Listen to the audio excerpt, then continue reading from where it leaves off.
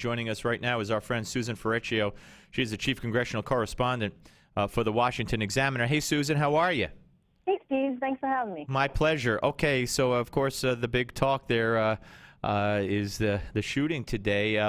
How has it affected your beat? I know the Senate first recessed and then locked down, so nothing going on there, I guess, for most of the day, correct?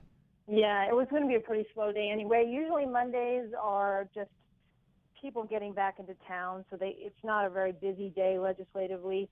Typically there's a vote in the Senate around 5:30, and they've postponed that until Tuesday. So in all honesty, it didn't have any real direct impact on the Capitol. I know they briefly did a lockdown on one side, which is kind of ineffectual because there's other parts of the Capitol that were not locked down, but I guess they had their reasons for thinking it was the right thing to do. And so they're just being extra diligent and checking people's IDs and making sure everyone who's in there is supposed to be in there. But it just sounds like they got the guy who did it, and this is not going to really directly impact it other than to have people talk about gun violence again in the days ahead. I'm sure you'll hear that come up a bit. Well, I think we need to also address security. First of all, this guy supposedly used the pass or ID of someone who had recently left that facility.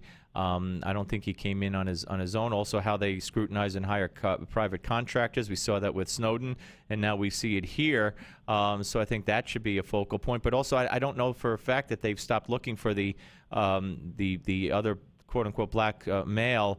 They had talked about a white and a black male still possible as shooters, and I know they counted out the white male hours ago. But what gets me is they're going off a video, I think, and if they know who he is, you think by now they would know who he is, facial recognition or something, and should be pretty easy to track him down or know if he was involved. But the fact that we haven't heard anything for all these hours ruling him out, I don't know, leads me to believe they're still looking for him.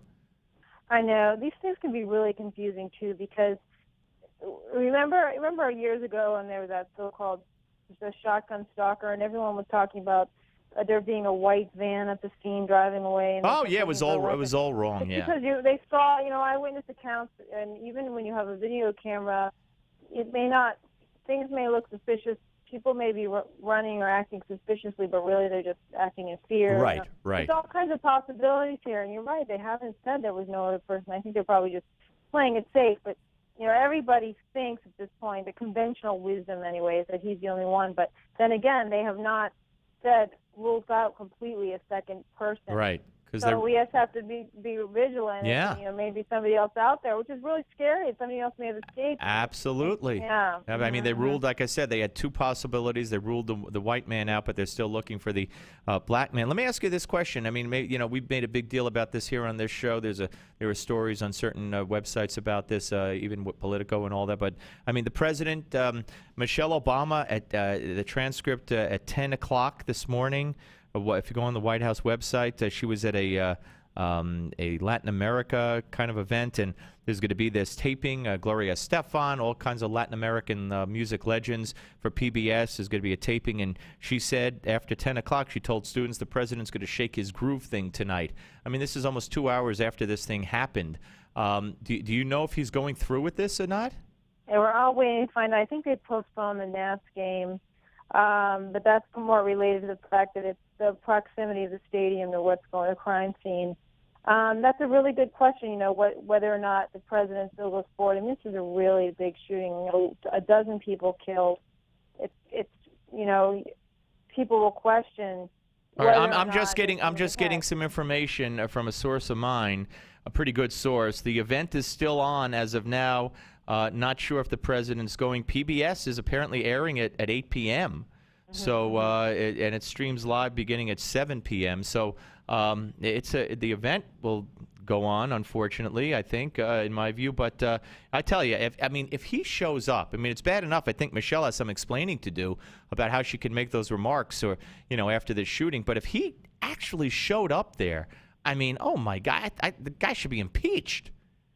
Well, I don't know what you do in a situation like this, because so much effort to get everybody there and to put everything together, whether it should just go on and the president maybe makes a statement. You just certainly, as problematic, in the whole optics department if the president is having a great time. I doubt you'll see him shaking his groove thing, frankly. I think if he does make an appearance, it'll be a very reserved President Obama that you will see at this event if he does show up.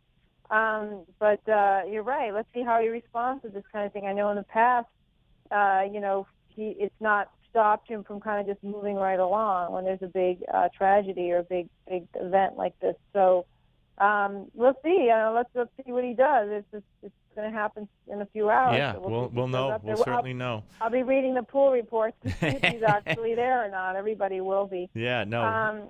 Yeah. So it's in a way it's one of those things that happens in Washington, but didn't happen directly in the Capitol or at the White House. So it didn't directly impact government per se, even though it was right in D.C. How far is the Naval Yard from the White House? Let's say. It's a few miles. Yeah. Okay, that's what I thought. By the way the crow flies, but if you were to drive, it would take a little bit longer because of traffic and just the way the roads work. Oh, tell me about it. I'm sitting in Midtown Manhattan. All right, very briefly, we have 2 minutes. Let's get a little thing in here anyway. What's going on, and where will it all wind up with the I thought the Republicans were no way interested, at least the leadership, in doing anything against Obamacare, threatening a government shutdown. And now I'm seeing that actually a piece you wrote out that they're looking for an alternative budget bill that will fund the government but not Obamacare. When did this happen? What's happening right now is that the Republicans are looking for, this plan B, right? And they're not quite sure how to move ahead while keeping their own conference together. At the same time, they don't want the government to shut down because typically Republicans just seem to get blamed for this over and over again. And something like that could be very politically damaging to them. They could end up losing an election over it. If it's bad enough, anything is possible. Or they could lose a lot of seats. They've got 235 odd seats. They want to hold on to that advantage.